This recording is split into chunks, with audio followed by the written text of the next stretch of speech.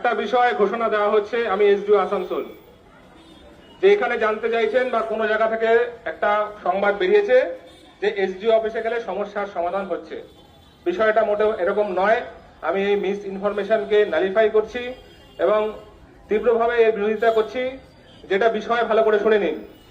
আজকে 20 তারিখ, আজকে পর্যন্ত টাকা দেওয়া হচ্ছে। যারা অ্যাপ্রুভ বেনিফিশিয়ারি তারা টাকা পাবেন এবং সেইটা আপনাদের যেখানে অ্যাপ্লাই করেছেন অনলাইন সোশ্যাল রেজিস্ট্রি, সেই সাইটে গিয়ে আপনাদের সিটিজেন পোর্টালে গিয়ে নিজেদের তথ্য নিজে যাচাই করতে পারবেন। যারা টাকা পাননি তারা সেখানে গিয়ে ক্লেম করতে পারবেন যে টাকা আমার পাওয়ার যোগ্য, আমাকে দেওয়া হোক, বা এনকোয়ারি হবে, কি হবে না হবে সেটা পরবর্তীকালে সরকার ডিসিশন নেবে। যারা অবজেকশন দিচ্ছেন, অর্থাৎ এই লোকটা 3 তলা বাড়ি আছে, 10 লাখ টাকা বা 12 লাখ টাকা দেয়, ইনকাম ট্যাক্স দেয়, সরকারি চাকরি করে, সেই সমস্ত ক্ষেত্রে আপনারা অবজেকশন দিতে পারবেন। এই দুটো জিনিস ভালো করে মাথায় রেখে যান। যে ইনফরমেশন দেওয়া হচ্ছে বা পেয়েছেন, আমি যেটা বুঝতে পারছি যে বিভিন্ন মাধ্যম থেকে আপনাদের বলা হয়েছে যে এসডিও অফিসে গেলে সমস্যার সমাধান হবে। ব্যাপারটা মোটেও নয়। এটা আমি তীব্রভাবে বিরোধিতা করছি এবং আপনারা এখান থেকে সরে যান। যেভাবে আমাদের স্টাফদের উপরে বা আমাদের উপরে, কালকে আমার উপরেও যেভাবে আপনারা ঝাঁপিয়ে পড়েছেন বা বলার চেষ্টা করছেন যে আপনি কিছু একটা ব্যবস্থা করুন, এর ব্যবস্থা, এটা একটা সরকারি প্রকল্প, এর ব্যবস্থা করার জন্য সরকার বদ্ধপরিকর এবং যারা অ্যাপ্রুভ তারা পাবেন। যারা অ্যাপ্রুভ হয়নি, রিজেকশন হয়েছেন, তারা ক্লেম অবজেকশন করুন। এর বাইরে আমাদের কিন্তু বলার কিছু নেই। আমাদের স্টাফরা সেটাই এতক্ষণ ধরে বোঝানোর চেষ্টা করছে, কিন্তু আমাদের লিমিটেড স্টাফ ক্যাপাসিটি নিয়ে এতগুলো মানুষকে বোঝানো সম্ভব নয়।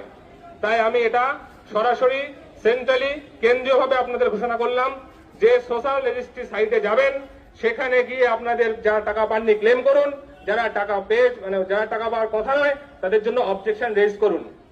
যে বা যারা এই তথ্যগুলো দিচ্ছেন বা প্রচার করছেন তার তীব্র বিরোধিতা করা হচ্ছে। এসডিও অফিস থেকে কোনো সমস্যার সমাধান এই মুহূর্তে আমাদের কাছে নেই, বা সরকারের থেকেও এই মুহূর্তে কোনো বিষয় আমাদের কাছে বলা হয়নি যে এসডিও অফিস থেকে এই সমস্যার এই সমাধান হবে। যেটা আমাদের ইনফরমেশন সেটা আপনারা ভালো করে বুঝুন এবং সেই অনুযায়ী ব্যবস্থা নিন। এখানে এসে আপনারা যেটা করছেন, অফিসের এবং স্টাফদের নিরাপত্তাহীনতায় তারা ভুগছে, এটা করবেন না। এজন্য ব্যবস্থা নেওয়া হতে পারে। সুনির্দিষ্টভাবে বলা হলো, এইটা আমার স্টাফরা বারবার করে বলে দিচ্ছে, বুঝুন। বারবার করে তাদের ইনসিস্ট করবেন না যে কিভাবে করব। দ্ব্যর্থহীন ভাষায় এটা বলে দেওয়া হলো, সোশ্যাল রেজিস্ট্রি সাইটে আপনি যাবেন, সেখানে গিয়ে টাকা পাবেন না তো ক্লেম করবেন, যার টাকা পাওয়ার কথা না তার এগেনস্টে অবজেকশন জানাবেন। এটাই আমাদের বক্তব্য, এটাই সরকারের আপাতত বক্তব্য এবং প্রেস বিজ্ঞপ্তি বিভিন্ন সরকারি মাধ্যম থেকে এইভাবেই বলা হয়েছে। এইটা তীব্রভাবে বুঝে নিন, ভালোভাবে বুঝে নিন। এখানে যেটা আপনারা করছেন, আমাদের ইনসিস্ট করছেন কিছু একটা করে দিন, কিছু একটা করার জন্য এখানে নেই। এই তথ্যটা আছে, তারপরে যদি সরকারের থেকে যদি বিভিন্নভাবে আসে, নির্দিষ্টভাবে যদি গাইডলাইন আসে, সেই অনুযায়ী ব্যবস্থা যে অফিস থেকে বলা হবে সেই অফিস থেকে নেবে। সেটা এএমসি হতে পারে, এসডিও অফিস হতে পারে, ডিএম অফিস হতে পারে। সুতরাং আপনাদের কোনোভাবেই আমি বলবো না আপনারা এখানে যান, ওখানে যান, সেখানে যান। যেটুকু বলা আছে সোশ্যাল রেজিস্ট্রি সাইটে যান। অর্থাৎ আজকের দিনটা ওয়েট করতেই হবে, কারণ আজকে পর্যন্ত টাকা ছাড়ার কথা বলা আছে এবং আজকে টাকা ছাড়া হচ্ছে।